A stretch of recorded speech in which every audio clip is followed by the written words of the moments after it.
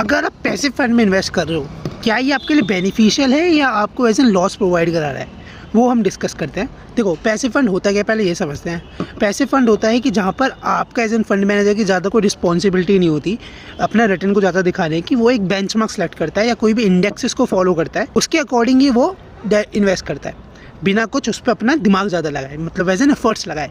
ठीक है, अब पैसिव फंड में फिर इन्वेस्टमेंट कैसे होती है? 3 तरीके से पैसिव फंड में इन्वेस्टमेंट करते हो आप। या तो आप ETF लेते हो कोई, जिसके लिए आपको डीमैट अकाउंट की रिक्वायरमेंट, आप डीमैट के थ्रू इन्वेस्टमेंट करते हो। सेकंड होता है आपका इंडेक्सेस फंड, जो आपका म्यूचुअल फंड होता है, जो आपका इंडेक्सेस के ऊपर ही इन्वेस्टमेंट करता है, चाहे वो निफ्टी 50 हो या नेक्स्ट 50 हो, आपका मिड कैप 150 हो, ऐसे वाले फंड्स होते हैं। या गोल्ड होता है, या आपका इंटरनेशनल फंड्स होता है। अब पैसिव फंड्स भी वही होता है कि जो आपका as an already fund created है, जो ऑलरेडी आपका ETF है, जहाँ आपके पास डीमैट अकाउंट नहीं है। पर अब वो इंटरनेशनल फंड्स भी हो सकते हैं, क्योंकि इंटरनेशनल फंड्स में आप डायरेक्टली इन्वेस्ट नहीं कर सकते जाकर।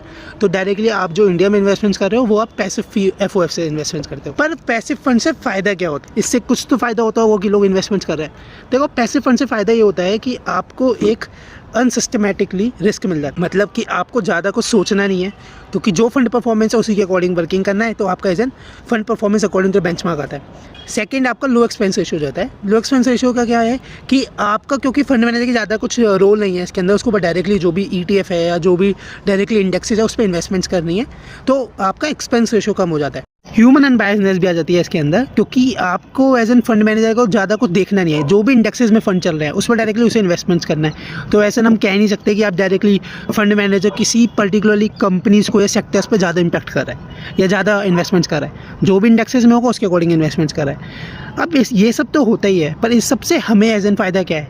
अब इसका मतलब ये नहीं होता है कि आप डायरेक्टली जो भी आप पैसिव फंड है उस पर इन्वेस्टमेंट्स करो, क्योंकि उसका भी सेम ऑब्जेक्टिव है कि आपको, मतलब सिलेक्शन ऑफ फंड्स का सेम स्ट्रेटेजी आप फॉलो करते हो कि पहले आप इन्वेस्टमेंट ऑब्जेक्टिव पता करो, फिर अपना इन्वेस्टमेंट हॉरिजन पता करो, कितने टाइम के लिए आप इन्वेस्टमेंट्स करो, क्या आपका रिस्क एपिटाइट है, कितना आप रिस्क लेने को रेडी हो, और वो ऑब्जेक्टिव आपके लिए है या नहीं।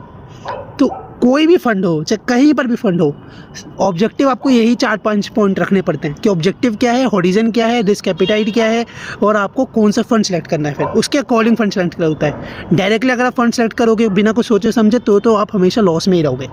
ठीक है, और आप पैसिव फंड्स होते हैं कौन से? पैसिव फंड्स आपके गोल्ड्स भी होते हैं, आपका इंटरनेशनल फंड्स भी होते हैं, आपके इंडेक्सेस के जो भी आप फंड देखते होगे, निफ्टी 50, मिड कैप, नेक्स्ट 50, ये सारे आपके पैसिव फंड्स हैं, जहाँ पर फंड मैनेजर का ज़्यादा कुछ नहीं है, लो इंटरेस्ट रेट लगता है। तो क्या आपको ये चीज़ इन्वेस्टमेंट्स करनी चाहिए? क्या आप अभी भी इन्वेस्टमेंट्स कर रहे हो? तो कमेंट में लिखो।